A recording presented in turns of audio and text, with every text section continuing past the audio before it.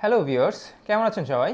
আমাদের audience section থেকে প্রচুর পরিমাণে কমেন্টসে সাজেশন চাচ্ছে ওরা যে 20 থেকে 22,000 টাকা রেঞ্জের মধ্যে একটা ফুললি গেমিং ফোন সাজেস্ট করার জন্য। তো আমরা আজকে আসলে আপনাদেরকে একটা ফুললি গেমিং ফোনই সাজেস্ট করব এবং এই ফোনটা এমন না যে খুব একটা বেশি গেমিং বলবো তাও না, এটা কিন্তু ক্যামেরা হিসাবেও খুব একটা খারাপ না ফোনটা। যাই হোক, আজকে আমরা ডিসকাস করতে যাচ্ছি iQOO Z9X নিয়ে। ফোনটার সম্বন্ধে ডিটেল জানতে হলে পুরো ভিডিওটা অবশ্যই মনোযোগ সহকারে দেখবেন। সো দিস ইজ জুবায়ের, আসছি ইন্ট্রোর পর।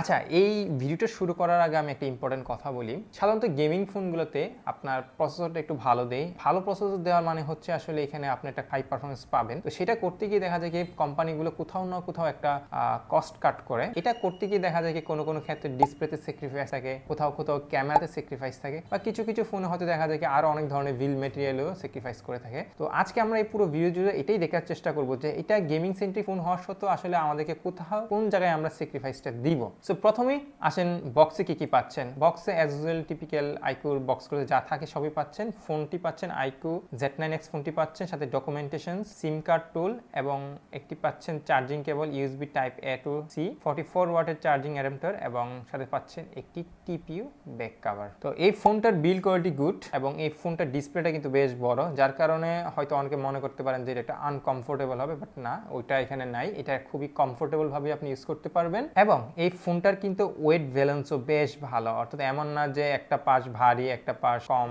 বিশেষ করে ক্যামেরা মডিউলের পোর্শনটাতে ভারী বা অন্য পাশটা খুবই হালকা, ওইটা আপনারা এখানে পাচ্ছেন না। আর এই ফোনটা পুরোটাই আসলে প্লাস্টিক ম্যাটেরিয়াল দিয়ে তৈরি, অর্থাৎ এটা সাইড ফ্রেমটাও প্লাস্টিক এবং এটার যে ব্যাক প্যানেলটা সেটাও প্লাস্টিক। এবং ব্যাক প্যানেলটা প্লাস্টিক হওয়া এই প্রাইস রেঞ্জের মধ্যে এটা খুবই স্বাভাবিক, কারণ এই প্রাইস রেঞ্জে আপনাকে আসলে কোনো ধরনের মেটাল বা গ্লাস প্রোটেকশন সহকারে দেওয়া এটা খুবই টাফ কোম্পানিগুলোর জন্য। আর এই ফোনটা যেহেতু প্লাস্টিক ম্যাটেরিয়াল দিয়ে তৈরি, সো এটা খুব ওজনটাও খুব বেশি না, এটা হচ্ছে 199 গ্রামের মতো। আর এই ফোনটি আপনারা পাবেন বেসিক্যালি তিনটা কালারে, বাট ওয়ার্ল্ড ওয়াইড দুইটা কালারই অ্যাভেলেবেল, বাট এমনিতে তিনটা কালার। এখানে আপনারা পাচ্ছেন ব্ল্যাক কালার, একটা গ্রিন এবং হোয়াইট। যদি বা হোয়াইট কালারটা খুব কম পাওয়া যায়, গ্রিন এবং ব্ল্যাকটাই সবচেয়ে বেশি অ্যাভেলেবেল। সো এই ফোনটাতে পোর্টস অ্যান্ড বাটন হিসেবে পাচ্ছেন নিচের দিকে একটা 3.5 mm jack, primary microphone, USB type C port এবং একটা স্পিকার গ্রিল। আর আপনি যদি ফোনটার রাইট পাশে আসেন তাহলে পাচ্ছেন এখানে একটি পাওয়ার বাটন, যেটা অবশ্যই ফিঙ্গারপ্রিন্ট এমবেড করা, আর সাথে থাকছে একটা volume up and down button. আর আপার সেকশনে থাকছে না কিছু, সো ধরে নেন যে আপনি এখানে কোনো প্রকারের সেকেন্ডারি নয়েজ ক্যান্সেলেশন মাইক পাচ্ছেন না। আর লেফট সাইডে পাচ্ছেন আপনারা একটা সিম কার্ড স্লট, যেটা অবশ্যই দুইটা সিম এবং ডেডিকেটেড SD কার্ড সাপোর্টেড। আর এছাড়া এখানে স্পিকারটা অবশ্যই dual stereo speaker, so gaming এর ক্ষেত্রে একটা খুব ইমার্সিভ একটা এক্সপিরিয়েন্স পাবেন আপনারা। বাই দ্য ওয়ে, এই ফোনটা কিন্তু IP64 রেটিং, সো আপনারা এখানে বেসিক যে ডাস্ট এবং ওয়াটারের যে প্রোটেকশনটা ওটা পাচ্ছেন। যে কোনো ফোনের ডিসপ্লেটা হচ্ছে খুব স্পেশাল, সো এখানেও এটার বাদ নাই। তো এখানে আপনারা পাচ্ছেন 6.72 ইঞ্চের একটি IPS LCD ডিসপ্লে, যেটা হচ্ছে 120 হার্জ রিফ্রেশ এবং যার ম্যাক্সিমাম পিক ব্রাইটনেস হচ্ছে 1000, যেটা আপনারা আউটসাইডে গেলে মানে বাইরে গেলে আপনারা এই ম্যাক্সিমাম যে ব্রাইটনেসটা সেটা আপনারা পাবেন। আর এছাড়া এটার ডিসপ্লে PPI হচ্ছে 393 এবং এখানে স্ক্রিন টু বডি রেশিও হচ্ছে 86.4%। আর যেহেতু 86%, অ্যারাউন্ড 86%-এর মতো রেশিওটা, তো মোটামুটি ওকে লেভেলেরই বলা যায় সাইডের যে ভেজেলটা। তবে নিচের চিনটা স্লাইটলি একটু থিকার এবং এটা এই প্রাইস রেঞ্জে খুবই স্বাভাবিক, আপনাকে এটা অবশ্যই মেনে নিতে হবে। আর এই ফোনটির সবচেয়ে গুরুত্বপূর্ণ এবং মেজর জিনিস হচ্ছে প্রসেসর, কারণ যেহেতু এটা একটা গেমিং ফোন, সো এখানে প্রসেসরটা খুবই ইম্পর্টেন্ট। এখানে আপনার প্রসেসর হিসেবে পাচ্ছেন স্ন্যাপড্রাগন 6 এর জেনারেশন 1 এর প্রসেসর, যেটা হচ্ছে 4nm বেসড এবং যেখানে আপনারা পাবেন 4টা 2.2 GHz-এর Cortex A78 এবং 4টা 1.8 GHz-এর Cortex A55, যেটার GPU হচ্ছে Adreno 710। আর এছাড়া এখানে থাকছে আপনার র্যাম হিসাবে LPDDR4X এবং স্টোরেজ হিসাবে থাকছে UFS 2.2।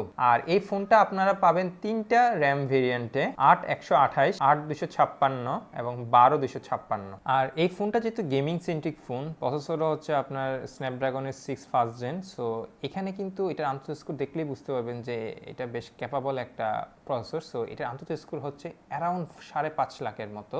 আর গিগবেঞ্চে এটা সিঙ্গেল করে 943 এবং মাল্টি করে হচ্ছে 2700 48-এর মতো, মানে স্কোরটা দেখলেই বলা হচ্ছে যে এটা বেশ ক্যাপাবল একটি চিপসেট। আর গেমিং এর তো অবজারভেশন বলবো আমি এটাই যে পাবজির জন্য এটা রিকমেন্ডেড না, স্পেশালি যারা আসলে পাবজি খুব হাই ফ্রেম রেটে খেলেন তাদের জন্য আমি রিকমেন্ডেড না বলবো, কারণ এটা পাবজিতে আসলে অ্যাকচুয়ালি 45 FPS এর মতো পাই, আপ ডাউন করে কিছুটা, বাট এটাই মোটামুটি থাকে। তবে ফ্রি ফায়ার এবং কল অফ ডিউটি এই দুইটা গেম একেবারে উড়াই ধুরাই খেলতে পারবেন, এগুলোর ক্ষেত্রে কোনো ধরনের বাধা নিষেধ নাই। মানে এখানে একেবারে কনস্ট্যান্টলি আপনারা 50 থেকে 50, 55 বা 60 এই ধরনের ফ্রেম রেট পাবেন। তো এখানে ইস্যু নেই। আর ছোটখাটো যেগুলো নর্মাল গেম আছে সেগুলোর ক্ষেত্রে তো আর কিছু বলতেছি না, কারণ ওগুলো তো এমনিতেই ভালো পারফর্ম করবে। তবে ভিভোর পক্ষ থেকে গেমিং এর জন্য এখানে কিছু স্পেশাল ফাংশনালিটি আছে, যার মাঝে একটি হচ্ছে 4D গেম ভাইব্রেশন, অর্থাৎ যখন আপনি গেমস খেলতে থাকবেন আপনার যে হ্যাপটিক ফিডব্যাকটা এটা একটু 4D আকারে করা হয়েছে আর কি, তো যার কারণে দেখা যায় এটা খুবই একটা রিয়েলিস্টিক একটা ফিডব্যাক দেয় আর কি। আর এই ফোনটাকে আপনার হিট ম্যানেজমেন্ট করার জন্য ভিতরে একটা লিকুইড কুলিং ব্যবহার করা হয়েছে,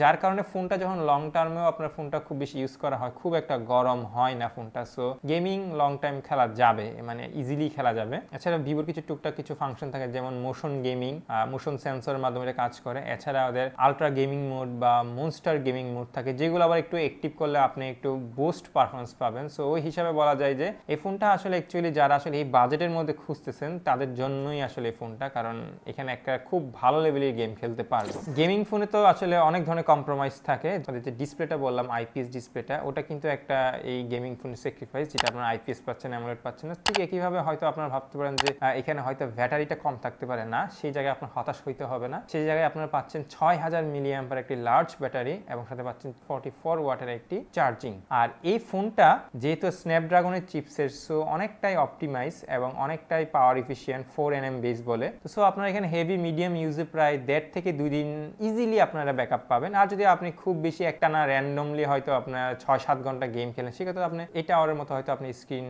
অন টাইম পাইতে পারেন। আইকু যেহেতু একটা ভিভোর সাব ব্র্যান্ড, সো আইকুর ফোনগুলোতে যেটা চাইনিজ ভার্সন সেখানে আপনারা পাবেন অরিজিন ওএস 4, যেটা ইন্টারন্যাশনাল ভেরিয়েন্ট, সেটাতে আপনি ফানটাচ ওএস পাবেন লাইক এস ভিভোর মতোই। সো এখানে আপনারা পাচ্ছেন অ্যান্ড্রয়েড 14 বেস ফানটাচ ওএস 14, আর এখানে এমনিতে পাবেন আপনারা 2টা মেজর আপডেট এবং 3 বছরের সিকিউরিটি আপডেট। আর যেহেতু এটা বাজেট গেম, এখানে বেশ ব্লুটুথের পাবেন এবং এটা এই প্রাইস রেঞ্জে খুবই স্বাভাবিক, বাট পজিটিভ সাইড হচ্ছে এই ব্লুটুথের গুলো আপনারা আনইনস্টল করতে পারবেন। তবে এখানে একটা মেজর কনসার্ন হচ্ছে হট অ্যাপ এবং হট গেম, এই ধরনের অ্যাপগুলা খুবই মানে প্যারাদায়ক, যেটা আসলে অনেকে অকওয়ার্ড সিচুয়েশনে পড়ে যায়, কিন্তু এখানেও একটা পজিটিভ হচ্ছে এটাকে আপনারা চাইলে ডিসেবল করে রাখতে পারবেন।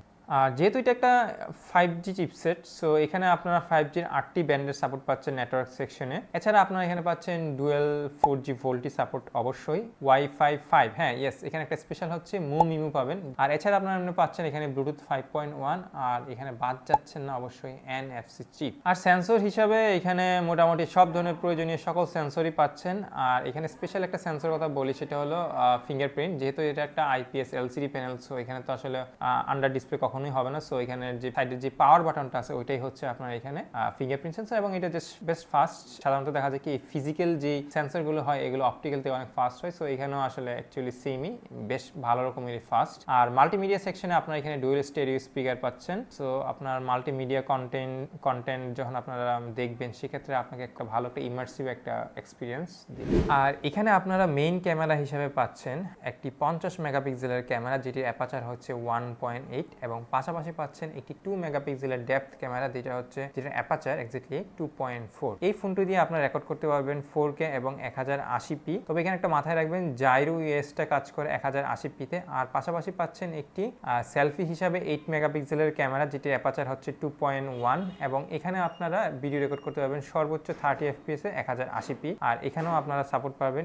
EIS এর। তো গেমিং ফোনের কিন্তু আরেকটা কস্ট কাটিং এর একটা সেকশন থাকে ক্যামেরা, তো এখানে কিছুটা হয়তো কস্ট কাটিং হয়েছে, একবার ফুললিও বলবো না, বাট স্লাইটলি কস্ট কাট করা হয়েছে। এখানকার যে 50 মেগাপিক্সেলের যে ক্যামেরাটা পাচ্ছেন সেটা ইমেজ ডেলাইট কন্ডিশনে খুবই ভালোই ডিটেলস সহকারে শার্প থাকবে, খুব ভালোই মানে ডিটেলস ছবি পাবেন, এবং কালার স্লাইটলি কিছুটা বুস্টেড, বাট এখন তো আসলে অনেকেই এই ধরনের বুস্টেড কালারগুলো পছন্দই করে, সো এখানে কোনো বড় ব্যাপার না। আর কালারগুলো আসলে এক্স্যাক্টলি ক্লোজ টু ন্যাচারাল। তবে এখানে একটা মজার বিষয় হচ্ছে, যখন আপনি এখানে গ্রিন বা নেচার টাইপের যে ছবিগুলো তুলবেন সেক্ষেত্রে কালারটা খুবই সুন্দর দেখায়, এবং এই জিনিসটা মেবি হয় যে ভিভোর যে ইন্টারনাল যে এআই সিস্টেমটা আছে ওটা মেবি কালারটাকে ক্লোজ টু ন্যাচারাল এবং একটু ভালো করে প্রেজেন্ট করার জন্য সহযোগিতা করে। আর এখানে নাইট ফটোগ্রাফিতে কিছুটা টুকটাক প্যারা খাবেন, যেহেতু এটা একটা বাজেট গেমিং ফোন, সো এখানে ক্যামেরা খুব একটা মানে ভালো না। তো সো এই হিসাবে আপনারা যখন রাতে ছবি তুলতে যাবেন কিছুটা শাটার ল্যাগ ফেস করবেন এবং নয়েজ চলে আসবে, আবার একটু নয়েজটাকে রিডাকশন করতে গেলে, রিডিউস করতে গেলে দেখা যাবে কিছুটা ছবিটা স্মুদার হয়ে যাবে। বাট এই প্রাইস রেঞ্জে আসলে এটা গেমিং এর জন্য এতটুকু ভালো, তো সো এতটুকু আপনাকে স্যাক্রিফাইস করতেই হবে ক্যামেরা সেকশনে। ওকে, এই হলো মোটামুটি পুরো ফোনটার একটা ওভারভিউ। এখানে কিছু জিনিস ইমপ্রুভ দরকার ছিল। ফোনটা ওভারঅল ক্যামেরা সেকশনও ওকে লেভেল, দেন হচ্ছে আপনার এটা display is good, stereo speaker পাচ্ছেন এবং এই প্রাইস রেঞ্জে এই ধরনের প্রসেসর পাচ্ছেন, এটাও গুড। এবং এখানে অবশ্যই ব্যাটারিটাও খুব লার্জ, এটাও বলবো গুড। এখানে ব্যাড সাইড বলতে গেলে একটা জিনিস আমার খুব মানে খুবই লাগছে, সেটা হচ্ছে এখানে একটা সেকেন্ডারি নয়েজ ক্যান্সেলেশন মাইক্রোফোন দরকার ছিল, কারণ এটা এখনকার সময়ে একটা মানে এটা রিকোয়ারমেন্ট হয়ে গেছে, এটা অবশ্যই থাকা উচিত, তাইলে একটু কথা বলার সময় একটু এক্সপিরিয়েন্সটা খুব ভালো হয়। আর এখানে আরেকটা ইমপ্রুভ করার জায়গা ছিল, সেটা হচ্ছে ক্যামেরা সেকশনে চাইলে একটা ওরা আলট্রা ওয়াইড দিতে পারতো ডেপথ ক্যামেরা না দিয়ে। তো সো এই দুটো জিনিস যদি থাকতো তাইলে হয়তো এটা একেবারে একটা পারফেক্ট প্যাকেজ হইতো। বাট এই ফোনটা কখনোই আমি সাজেস্ট করব না যারা আসলে ফটোগ্রাফির জন্য ফোন খুঁজতেছেন। এটা হচ্ছে পিওর একটা গেমারদের জন্য, অথবা যারা আপনার একটা ফ্ল্যাগশিপ ফোনের পাশাপাশি একটা লার্জ ব্যাকআপের জন্য একটা অ্যাভারেজ প্রসেসর দিয়ে একটা ফোন চাচ্ছেন এজ এ ব্যাকআপ ফোন হিসাবে, তাদের জন্য এটা একটা গুড চয়েস হতে পারে। তো আজকের ভিডিওটা এতটুকুই, দেখা হবে পরবর্তীতে অন্য কোনো ভিডিওতে। আর আমাদের চ্যানেলটা অবশ্যই সাবস্ক্রাইব করবেন, শেয়ার করবেন এবং ভিডিওটা অবশ্যই লাইক দিবেন। আর আমাদের ফেসবুক এবং ইনস্টাগ্রামের চ্যানেলগুলো আপনারা ফলো করবেন, যার লিঙ্কগুলো আমাদের ডিসক্রিপশনে দেওয়া আছে। সো ভালো থাকবেন, ধন্যবাদ, আল্লাহ হাফেজ।